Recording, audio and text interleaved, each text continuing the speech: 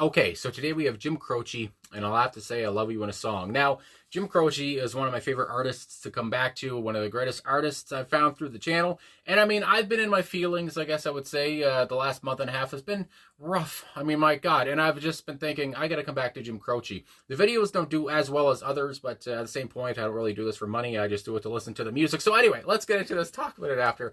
I'll have to say I love you in a song, 2.5 minutes long. Here we go. Big enough bottle.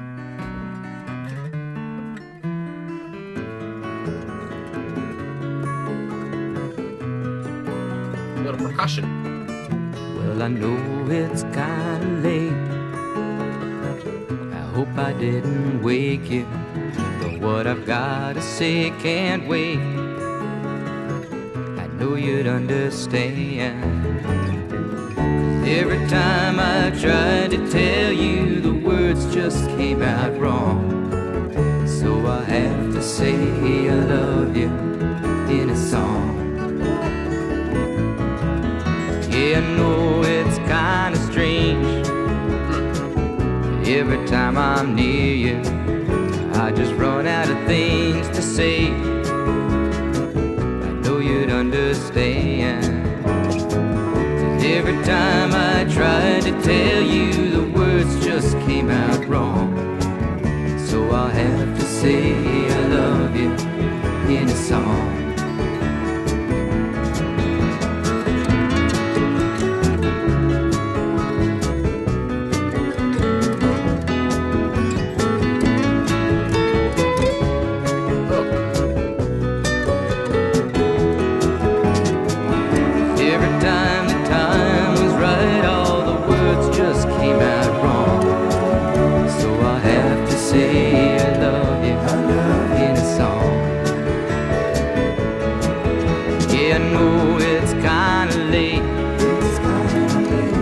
I didn't wake you, but there's something that I just gotta say. I know you'd understand. Every time I tried to tell you, the words just came out wrong. So I have to say I love you in a song.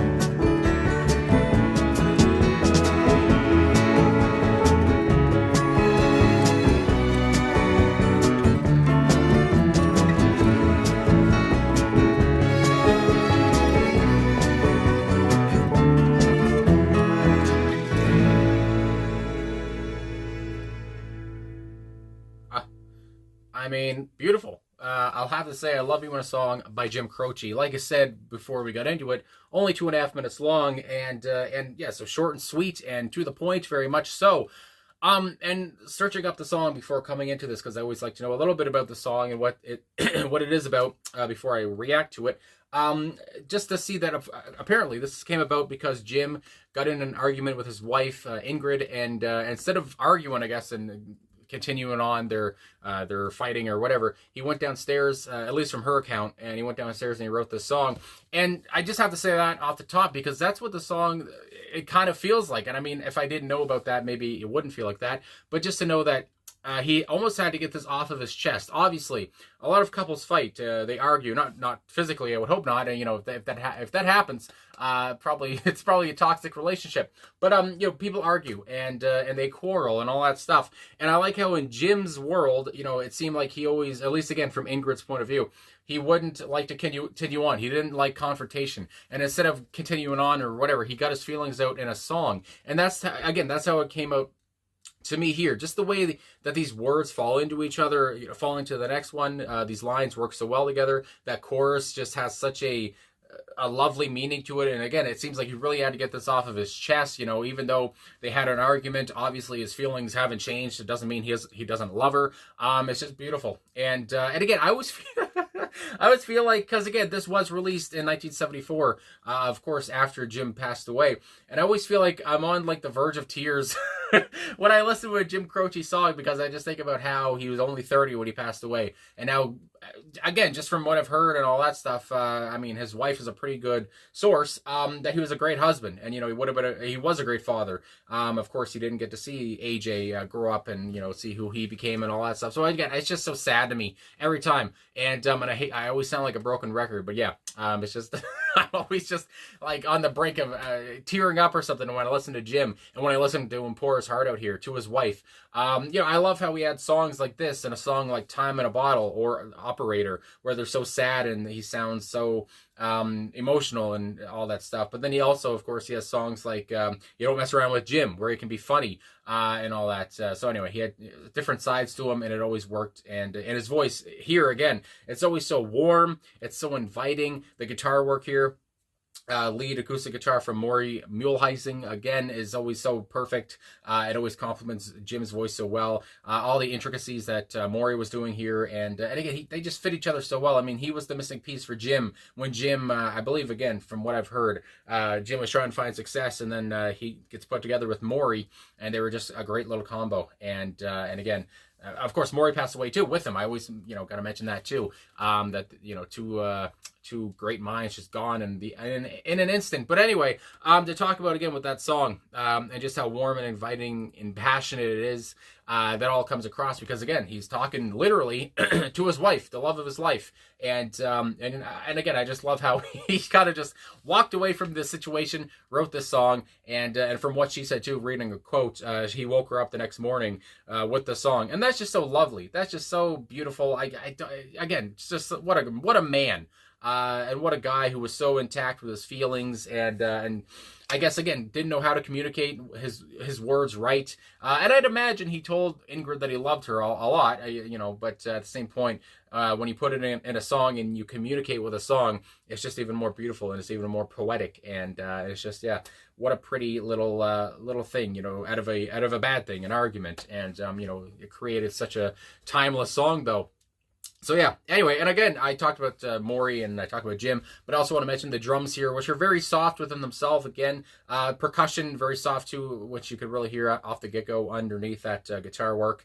And then the backing vocals. I just really enjoyed how pretty they were. I mean, that's really the word that comes to mind too. And just how, I don't know, they complimented Jim's voice too, but just how they held on to the notes behind him, and it just, everything just felt so warm. Everything just felt like a nice big hug, and that's what I wanted, that's what I wanted from Jim here. Somebody I listen to when I feel down, and somebody who can pick me up, and yeah. So anyway, that was beautiful there too, and it just it worked so well. And again, the way he would sing, the way they all sounded, he didn't sound listening to him live. He didn't really sound that different. And again, even in a studio session, it almost sounds live. It's just off the cuff. He had that kind of sound quality about him too. And everything just sounded so real and so honest. And that was the point of the song here too. So anyway, I can imagine this song is probably a wedding song for people as well. A song that means so much to so many different people in relationships, whatever. And so anyway, I just like how he took his inability to, I guess, connect or to convey what he wanted to say, and maybe again in that argument, and he put it into a song instead, because he could, he was that good. So anyway, I guess I will mention the personnel here.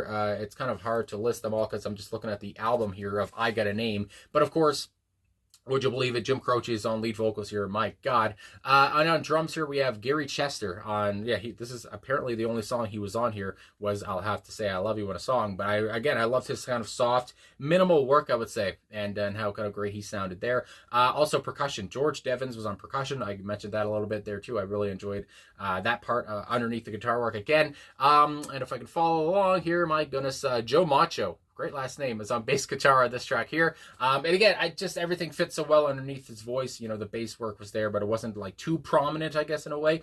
But it worked still. And then if I go down here, and the strings, there were strings here too. The strings, very lush and very beautiful within themselves too. Everything just so emotive and just so just added to the loveliness of the song. I mean, my God. And then we move on here. If I could follow along, is there anyone else here? Again, there's so many different people, but and again, Maury on lead acoustic guitar work. Again, I can't mention him enough. Who's on backing vocals here? Hold the phone. So Marty Nelson, Alan Rolnick, my goodness gracious, and Tommy West on backing vocals here. And Tommy was also on electric piano. Again, everything was fit perfectly here. Great production work, and just made it sound so warm again and so inviting. Those are the two words that really come to mind here. So I guess I'll go into these lyrics, and these lyrics, they aren't really complicated. And again, that's kind of what the vibe I got was that Jim didn't really want to make it that complicated. He had to get all these feelings off of his chest, and it seemed like it was probably easy to do so, as again, it sounds like he did it in a night or whatever. So here we are. Well, I know it's kind of late. I hope I didn't wake you, but what I gotta say, can't wait. I know you'd understand. Again, to me, it's two things are happening here. He wants to say he's sorry, and he also wants to say that he loves Ingrid so much. And again, this fits with so many relationships, and I'm sure so many different people have sung it to their loved one. I mean, my God. But yeah, I know it's kind of late, and again, we're talking about what was actually happening in their life, in their personal relationship. And yeah, I don't want to wake you. And I love, again, how he introduced the song to her by singing it to her when she was in bed. And then we have the chorus. Every time I tried to tell you, the words just came out wrong. So I'll have to say I love you in a song. And again, he seems a bit sheepish or whatever. He's maybe, again, he's frick, I can't talk. It's hard for him to get his feelings across or whatever, but he has to tell her that he loves her, and he can do it in a song because that just feels like the easiest way for him. That's the best way he can communicate, and we're very lucky for that. Second verse, yeah, I know it's kind of strange. Every time I'm near you, I just run out of things to say. I know you'd understand. Again, she gets them, and he's happy she does, because maybe nobody else would, but she's the one for him. And maybe I'm kind of strange, whatever. But whenever I'm near you, I run out of things to say. Maybe he doesn't want to say the wrong thing and make her go away, because he likes her so much, and he wants to keep her around. And he doesn't know how else to communicate. So again, we go into that chorus. So every time I try to tell you, the words just came out wrong. So I have to say, I love you with a song. Then we have a little guitar solo in there, which again just works so well. And then the chorus once again. And that chorus, a lot of repetition. But that's the point.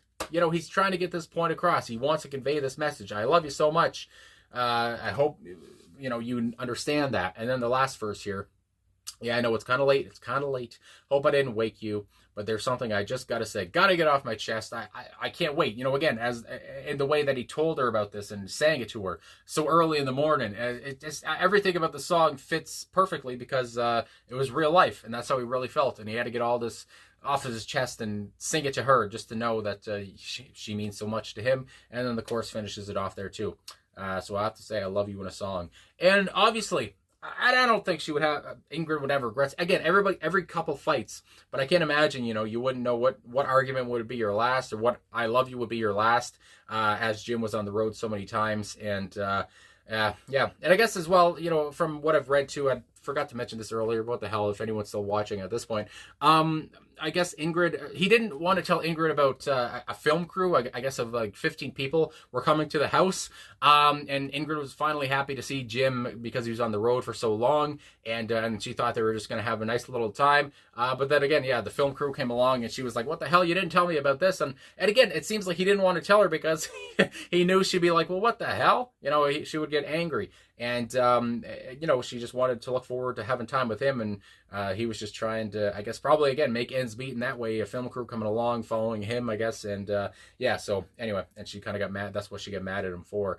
And how can you be mad at Jim when he sings something like this for you afterward? I mean, I'd just be like, all right, I guess the film crew can stay as long as they want. Holy moly. So anyway, I guess that's all I got to say. So thanks for watching. Thanks for liking, subscribing, commenting. It's always a treat to come back to Jim Croce. And, one of the greatest minds, one of the greatest men with a mustache as well to ever come along. So thanks for everything. I'll talk to you guys again soon.